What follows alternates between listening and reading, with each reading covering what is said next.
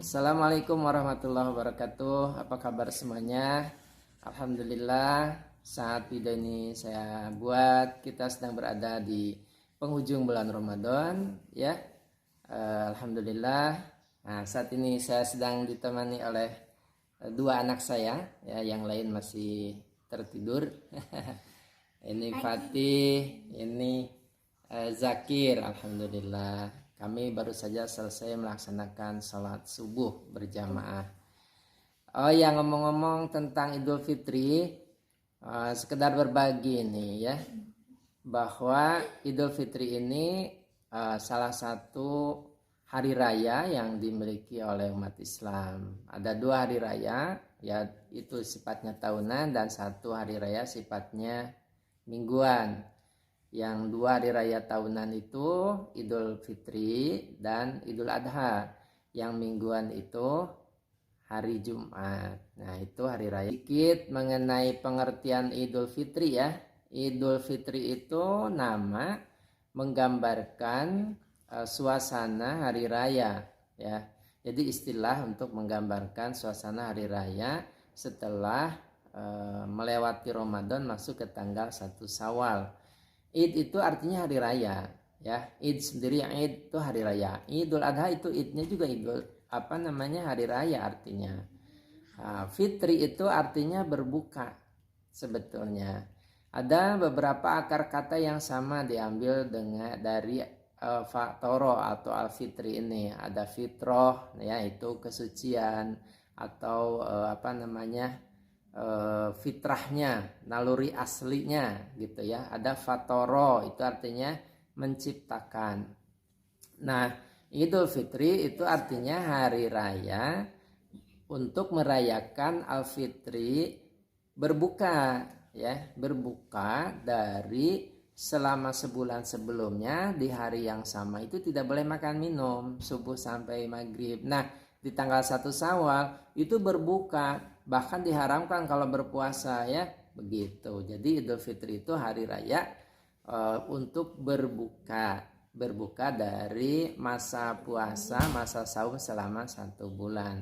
Itu maksudnya. Kenapa di kita sering diartikan hari atau kembali kepada kesucian? Karena sebetulnya itu lebih pada pengertian sifat yang melekat pada orang yang melaksanakan saum.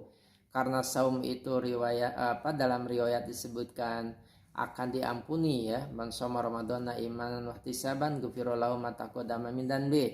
Jadi siapa yang saum dengan ikhlas, dengan keimanan, dengan penuh keistiqomahan, maka Allah akan ampuni dosanya. Jadi selesai melaksanakan Ramadan itu seolah-olah sudah dalam keadaan fitrah, keadaan suci kembali, tak ada satupun dosa yang tercatat.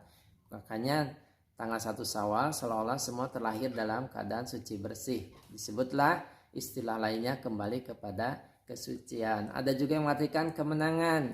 Ya boleh, yaitu juga karena selesai saum ya, melewati 1 bulan penuh, kita sukses melewati saum, minimal memang tidak ada batal dan sebagainya ya.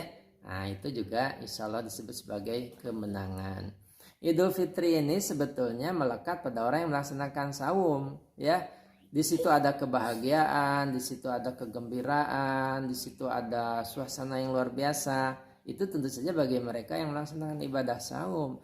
Selesai, tamat, full, apalagi mereka yang berkualitas saumnya. Nah, itu baru Idul Fitri itu melekat. Nah, gimana kalau banyaknya orang yang ikut saum? Ikut Idul Fitri, lebih ramai, lebih heboh bahkan ya.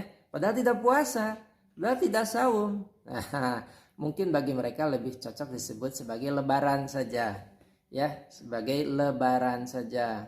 Jadi tidak saum tapi ikut gembira, ikut senang, ikut heboh, ya itu nggak apa-apa. Mereka sedang berlebaran, bukan Idul Fitri. Karena Idul Fitri ini karakter sifat yang melekat pada mereka yang melaksanakan ibadah saum. Begitu. Apa doa yang tahniah ya, doa rasa ikut gembira, ikut senang kepada mereka yang sama-sama berada di suasana Idul Fitri.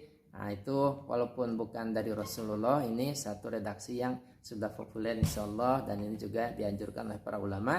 Taqabbalallahu minna wa minkum. Semoga Allah menerima saum kita dan saum Anda semuanya, gitulah terjemahnya ya. Itu luar biasa. Bagaimana kalau minal aizin wal faizin?